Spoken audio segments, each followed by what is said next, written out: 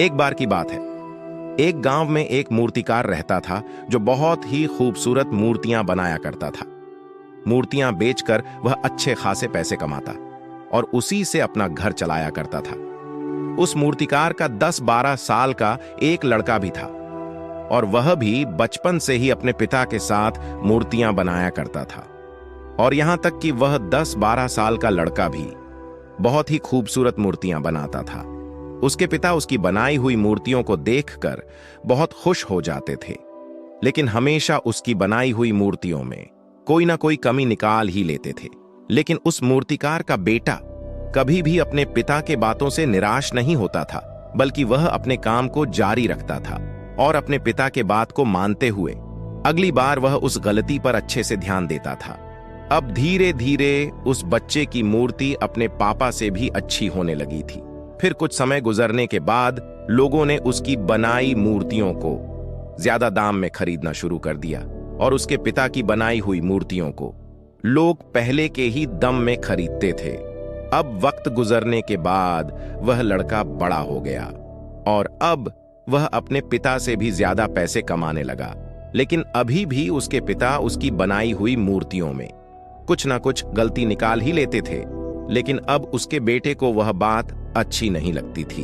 तो एक दिन जब उसके पिता उसकी बनाई हुई मूर्तियों में से गलती बता रहे थे, तभी लड़के ने गुस्से में अपने पिता से कहा कि आप मेरी बनाई हुई मूर्तियों में गलती निकालते हैं, जैसे कि आप मुझसे भी अच्छे मूर्तिकार हैं।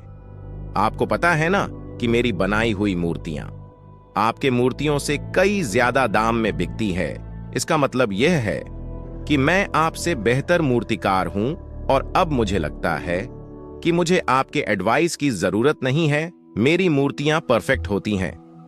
उस दिन के बाद से उसके पिता ने उसे एडवाइस देना बंद कर दिया और अब वह अपने बेटे के काम में कोई गलती या कमी नहीं निकलते थे। कुछ दिनों तक वह लड़का अपना काम खुशी से करता रहा, लेकिन फिर कुछ समय बीतने के बाद उसे रियलाइज हुआ कि लोग अब उसकी काम की तारीफ नहीं कर रहे हैं जितनी पहले करते थे, और इसी वजह से उसके मूर्तियों की कीमत भी गिरने लगी थी। लड़के को उसकी वजह समझ में नहीं आई।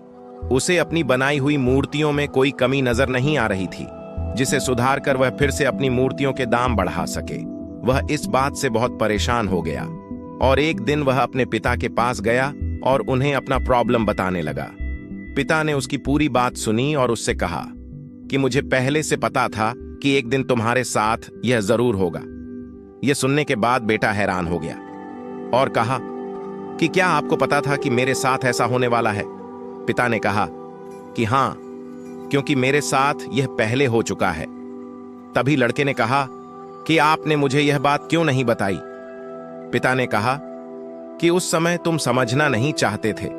मुझे पता है कि मैं तुम्हारे जैसे खूबसूरत मूर्ति नहीं बन सकता हूं, इसलिए मैं हमेशा यह कोशिश करता था कि मैं एक टीचर की तरह तुम्हारी बनाए गए मूर्तियों में कमी निकालूं, क्योंकि जो काम हम खुद करते हैं उस काम में हम कभी भी कोई गलती नहीं निकाल सकते, क्योंकि हम सब अपने काम को पसंद करते हैं और सबसे अच्छा समझते हैं। लेकिन दूसरा इंसान उस गलती को देख सकता है जो हम अपने हाथों से किए गए कामों में नहीं देख सकते हैं। जब मैं तुम्हारी बनाई गई मूर्तियों में गलतियां निकलता था, तब तुम अपने काम से सेटिस्फाई नहीं होते थे और तब तुम अपने काम को और अच्छे से इंप्रूव करने की कोशिश करते थे, और इसीलिए तुम्हारी काम में इंप्रूवमेंट हो रही थी और तुम्हारी मूर्तियों की प्राइस बढ़ रही थी। और जब तुम अपने काम से सेटिस्फाई होने लगे और ये सोचने लगे कि तुमने जो मूर्ति बनाई है वह बिल्कुल परफेक्ट है और उसमें कोई गलती नहीं है, तभी तुम्हारी ग्रोथ रुक गई। लोग हमेशा तुमसे अच्छी मूर्तियों की एक्सपेक्टेशन रखते थे और जब तुम उनके एक्सपेक्टेशन पर खड़े नहीं उतरे, तब से उन्होंने तुम्हारी मूर्तियों में इंटरेस्ट लेना छोड़ दिया और इसी वजह से तुम्हारी मूर्तियों के दाम कम होने लगे और आज तुम इस सिचुएशन में हो। बेटे ने अपने पिता की बातों को अच्छे से सुना और थोड़ी देर के लिए शांत हो गया। फिर उसने कहा कि पिताजी, अब मुझे क्या करना चाहिए? पिता ने कहा, बेटा, डिससेटिस्फाई होना सीखो। अगर हम हमारी लाइफ में देखें तो हमें पता चलेगा कि जब हमें या हमारे काम को कोई क्रिटिसाइज करता है तो हम उसे गलत समझते हैं, लेकिन अगर हम इसे अच्छे से समझे तो हमें पता चलेगा कि जब कोई हमें क्रिटिसाइज करता है तो वह हमारे लिए गलत नहीं होती है, बल्कि वह हमारे लिए अपॉर्चुनिटी होती है। बस आपको वह चीज पॉजिटिव वे में लेना होगा। जब आपको या आपके काम को कोई क्रिटिसाइज करता है, उसे एक फीडबैक की तरह लो और उस गलती को फिक्स करो और अपनी प्रोग्रेस की तरफ बढ़ते रहो। तभी आप अपने काम में इंप्रूवमेंट करते रहोगे। चाहे दुनिया का कोई भी काम हो, उसका कोई अंत नहीं होता। हम जितना सीखने जाएंगे उतना इंप्रूव करते जाएंगे, और इंसान तभी सीखता है जब वह गलतियां करता है। फिर मिलते हैं हम एक नए मोटिवेशन के साथ। तब तक के लिए जय हिंद, वंदे मातरम।